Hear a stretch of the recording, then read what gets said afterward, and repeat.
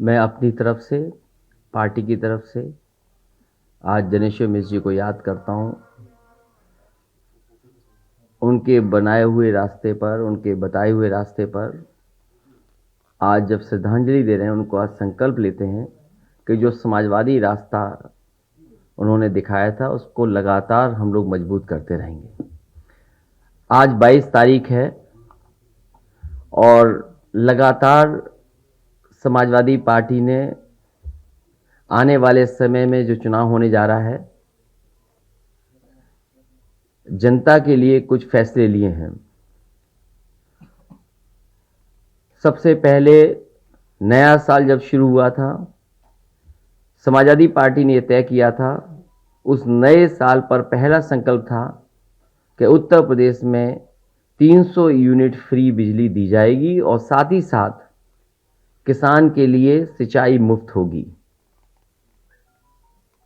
फिर लैपटॉप को लेकर के भी समाजवादी पार्टी ने ये कहा कि जिस तरीके से पूर्व में समाजवादी पार्टी ने बच्चों को पढ़ने के लिए, जो आगे की पढ़ाई करने के लिए जा रहे हैं, उनको लैपटॉप से मदद करने के लिए लैपटॉप दिया जाएगा। और वो स्कीम ऐतिहासिक स्कीम थी। बड़े पैमाने पर नौजवानों को जो आगे की पढ़ाई पढ़ रहे थे उन्हें लैपटॉप दिया गया था। और आज भी इतने वर्षों के बाद जब हम लोग गांव में जाते हैं, किसी मोहल्ले में जाते हैं, तो वो लैपटॉप देखने को मिलता है। एक एक लैपटॉप की एक कहानी है। अगर हम पूरा देखें कि उस लैपटॉप से क्या क्या पढ़ाई में या रोजगार में या नौकरी में मदद मिली है, एक एक लैपटॉप की अपनी कहानी है। परिवार में किस तरीके से न केवल बच्चे ने, बहन ने, भाई ने, परिवार के सब लोगों को मदद मिली है। और जिस समय लॉकडाउन लगा, कोविड प्रोटोकॉल के तहत सब ऑफिसेज बंद हो गए, स्कूल बंद हो गए, मुझे खुशी है इस बात की, बहुत सी जगह से जानकारी मिलती थी कि समाजवादी सरकार का दिया हुआ लैपटॉप अभी भी चल रहा है और हमारे काम आ रहा है। समाजवादी सरकार थी तो आईटी सेक्टर में क्या बढ़ावा दे सकते हैं, उसके लिए रास्ता बनाया था। चक गजरिया फार्म में एचसीएल का सबसे पहला इन्वेस्टमेंट आया था और एचसीएल इन्वेस्टमेंट के आने से लखनऊ जैसा शहर आईटी हब के नाम से भी जाना जा सकता था अगर इस काम को और आगे बढ़ाया जाता। जितना समाजवादी सरकार में उस समय काम हुआ था, उससे आगे सरकार ने नहीं बढ़ाया। केवल एचसीएल कैंपस में लगभग 5000 से ज्यादा लोग नौकरी कर रहे हैं, उन्हें रोजगार मिला है। जो डायरेक्ट नौकरियां मिली हैं एचसीएल कैंपस में, वो 5000 से ज्यादा हैं। उसके साथ कितनों को और नौकरी रोजगार मिला होगा, उसकी संख्या भी नहीं कैलकुलेट हुई है। लेकिन कैंपस में आज अगर हम जाएं और आकलन करें तो 5000 से ज्यादा लोगों को डायरेक्ट नौकरियां मिली हैं, डायरेक्ट रोजगार मिला है। और ये क्वालिटी नौकरी है, क्वालिटी जॉब है, प्रोफेशनल्स हैं इसमें, और जिसमें बड़ी संख्या में इंजीनियर्स हैं जो कई सालों की ट्रेनिंग अनुभव है, वो लोगों को नौकरी मिली है। कई बड़ी बड़ी कंपनियां छोड़ करके आए हैं, वो नौकरी कर रहे हैं। और जिसमें इंजीनियरिंग पास वाले बच्चे जो आज हैं, उसमें वो लगभग 3500 हैं जिन्होंने बीटेक की डिग्री हासिल की है, वो नौकरी कर रहे हैं। और इसके साथ साथ खुशी यह है कि जिले के आसपास के जो बच्चे हैं उनको भी नौकरी मिली है, चाहे वो लखनऊ हो, हरदोई हो, बाराबंकी हो। और इसके साथ साथ 12th पास कर करके जो आज कोर्सेज हैं जिससे वो नौकरी और रोजगार मिल सकता है, वो भी 12th पास करने वालों को ट्रेनिंग मिलती है, ऑन जॉब ट्रेनिंग है। और उसके बाद ट्रेनिंग के बाद उन्हें नौकरी मिलना, ये एचसीएल कैंपस केवल एग्जाम्पल है। और मैंने कई और जो उदाहरण भी दिए समाजवादी सरकार में जिसमें नौकरी मिली और रोजगार मिला है लोगों को। इसलिए आज जब 22 तारीख है और समाजवादी पार्टी का जो नारा रहा 22 में 22 स्किल, नौकरी रोजगार संकल्प श्रृंखला में प्रथम संकल्प आईटी सेक्टर में। ये अभी सरकारी नौकरियों में कितने रिक्त पद हैं, पुलिस में कितनी भर्ती हो सकती है, वन विभाग में कितनी हो सकती है, या और जगह सरकारी नौकरियों की बात नहीं कर रहा हूं मैं अभी, गैर सरकारी और कितनी नौकरियां आएंगी उसकी बात नहीं कर रहा मैं, और सेक्टर्स की बात नहीं कर रहा। केवल आज आईटी सेक्टर में आने वाले समय में समाजवादी सरकार बनेगी तो उत्तर प्रदेश के नौजवानों को 22 में जब सरकार बनेगी तो 22 लाख नौजवानों को उससे ज्यादा सीधा सीधा रोजगार से जोड़ने का काम और उस तरह के फैसले, उस तरह की पॉलिसी बनाने का काम समाजवादी सरकार में होगा। इसलिए नौकरी और रोजगार संकल्प श्रृंखला में पहला यह है आईटी सेक्टर में कि समाजवादी सरकार बनेगी तो 22 लाख बच्चों को इससे सीधा सीधा कैसे उन्हें नौकरी मिले, रोजगार मिले, उसके लिए सरकार काम करेगी। और जो पार्टी जिस सरकार में 18 लाख से ज्यादा लैपटॉप बांट सकती है तो 22 लाख रोजगार देने में और उस दिशा में काम करने में समाजवादी लोगों को समय नहीं लगेगा। इसलिए 22 का रोजगार के लिए आईटी सेक्टर के लिए केवल पहला संकल्प है कि 22 लाख नौजवानों को जो प्रोफेशनल होंगे, क्वालिटी जॉब होगा, एजुकेशन जो कर करके इंजीनियरिंग करें, उनको नौकरी देने, रोजगार देने का काम समाज सरकार में उस दिशा में काम करेंगे। ज्वाइनिंग।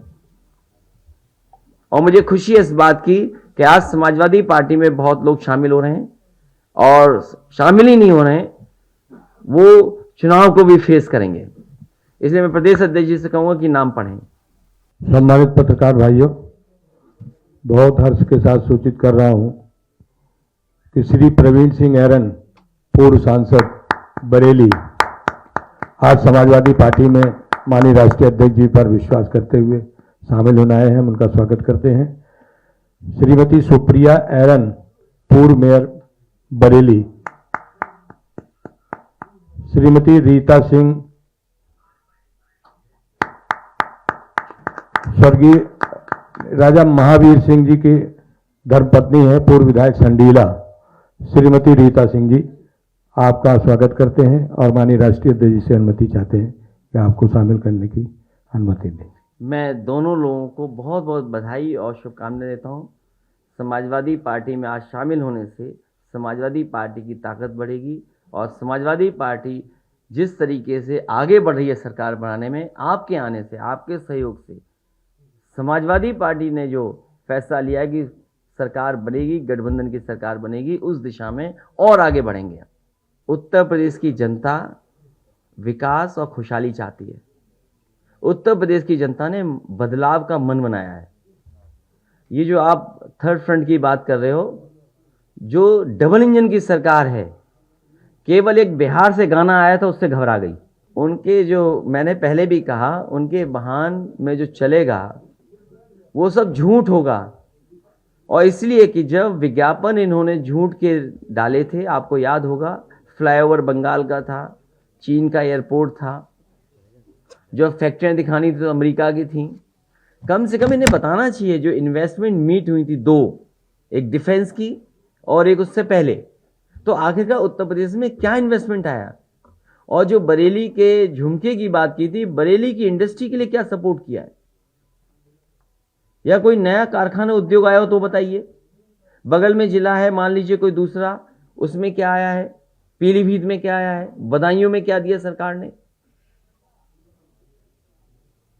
फिरोजाबाद में क्या किया, रामपुर में क्या किया, मुरादाबाद में क्या नया किया, सहारनपुर में कौन सा बड़ा फैसला ले लिया, मुजफ्फरनगर में कौन सा नया कारखाना लगाया, गाजियाबाद के कारखाने बेच दिए, बंद हो गए, खत्म हो गए।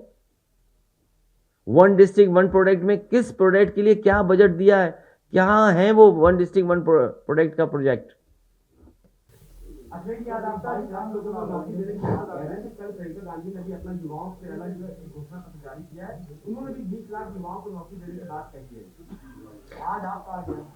आज तारीख 22 है, 22 में सरकार बननी है, इसीलिए 22 लाख का। लेकिन अगर आईटी सेक्टर में ठीक से काम किया जाएगा, इसलिए मैंने केवल एक जगह का उदाहरण दिया आपको। आईटी हब लखनऊ में कई जगह बन सकते हैं, बरेली में बन सकता है, आगरा में बन सकता है, गाजियाबाद में, नोएडा में पहले से है। तो अगर कोशिश की जाए तो कई जगह आईटी सेक्टर में, आईटी सेक्टर से जुड़ी हुई आईटी सर्विसेज कितनी है, और आप देखिए आज आप ऑनलाइन कंडे मंगा सकते हो, ऑनलाइन आप भैंस गाय खरीद सकते हो। तो आईटी किस क्षेत्र में नहीं पहुंच गया है? कितने ऐप्स बन रहे हैं, स्टार्टअप ऐप्स देखिए कितने बनाए जा रहे हैं। याद कीजिए हमारी सरकार में सबसे फैसला लिया था कि स्मार्टफोन दिए जाएंगे। अगर सरकार की नीयत साफ होती तो 1 करोड़ से ज्यादा उस समय भी रजिस्टर हो चुके थे बच्चे जो फ्री स्मार्टफोन पाते, लेकिन सरकार ने 5 साल नहीं दिए स्मार्टफोन। मैंने केवल एक ये कहा कि आगरा है, बरेली है, या आजमगढ़ हो सकता है, बनारस हो सकता है, आपका गाजीपुर हो सकता है। जब एक्सप्रेसवे गाजीपुर तक पहुंच गया है, और अगर हमारी समाजवादी पार्टी का जो पुराना मैनिफेस्टो था जो 2017 में था, अगर आप उसमें देखेंगे तो कई जगह हम लोगों ने शहर चिन्हित करके कहा कि इनमें भी आईटी हब बन सकते हैं। तो क्यों नहीं पूर्वांचल में जा सकता है? और पूर्वांचल में ज़रूरत है, क्योंकि ट्रेनिंग इंस्टीट्यूट ज़रूरत है। 12th के पास करने वाले बच्चों को क्या नौकरी रोजगार मिल सकते हैं, उसकी अगर ट्रेनिंग मिल जाएगी तो वो रोजगार और नौकरी पा सकते हैं। इसलिए इस तरह की आईटी हब्स पूर्वांचल में और लखनऊ से आगे भी ले जाना पड़ेगा, तो कोशिश होगी ले जाएंगे, और जो भी सहूलियत देनी पड़ेगी वो सहूलियत देंगे। मुझे याद है कि नोएडा और गाजियाबाद से आगे नहीं ये बढ़ते थे, कम से कम पिछली सरकार में समाजवादी लोग लखनऊ तक ले आए।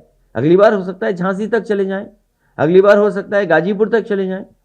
कम से कम डबल इंजन की सरकार को कुछ काम आगे बढ़ाना चाहिए था। इसलिए जिन्होंने काम रोका, विकास रोका, खुशहाली रोकी, उनको हटाना है।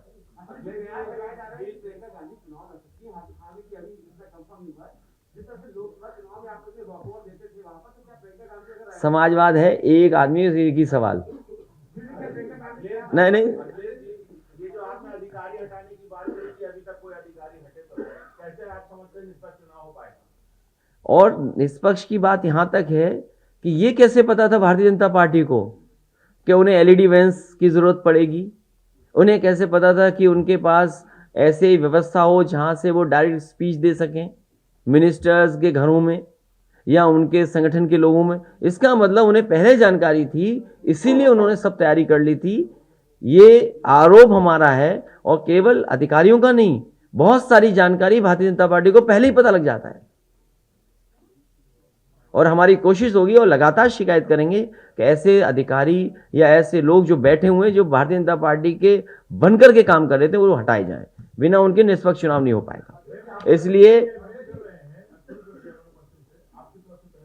मैं देख लेता हूं कि किस तरह का डोर टू डोर कैंपेन। उसके बाद समाजवादी पार्टी भी पूरी तैयार है डोर टू डोर कैंपेन करने के लिए, और एक साइकिल चला करके कैंपेन करने का।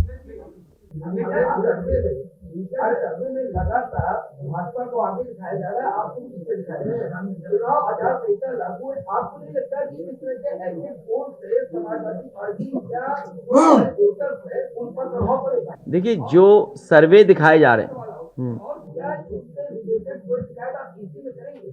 जो सर्वे दिखाए जा रहे हैं जिसमें भारतीय जनता पार्टी आगे, उसके बावजूद विधायक कूटे जा रहे हैं, गांव में नहीं घुस पा रहे हैं। जो सर्वे में आगे हैं उनके विधायक कैसे कूटे जा रहे हैं, ये सर्वे में कब आएगा?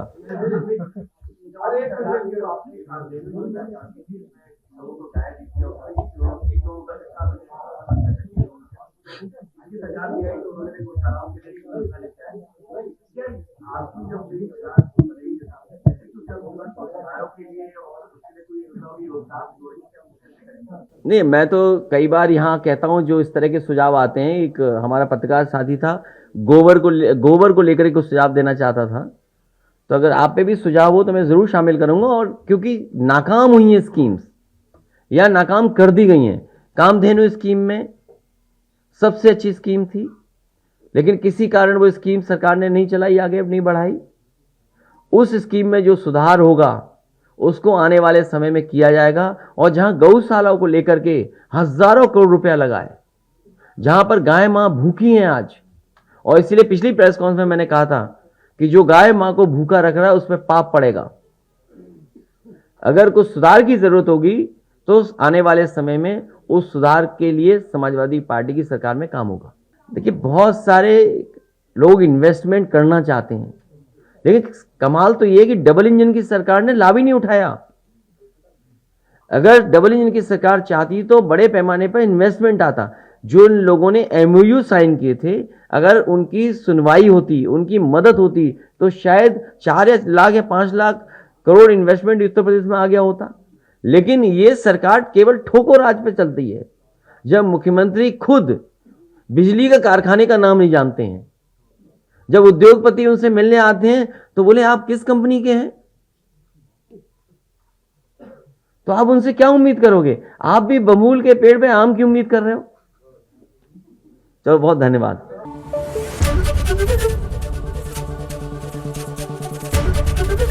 एबीपी न्यूज आपको रखे आगे।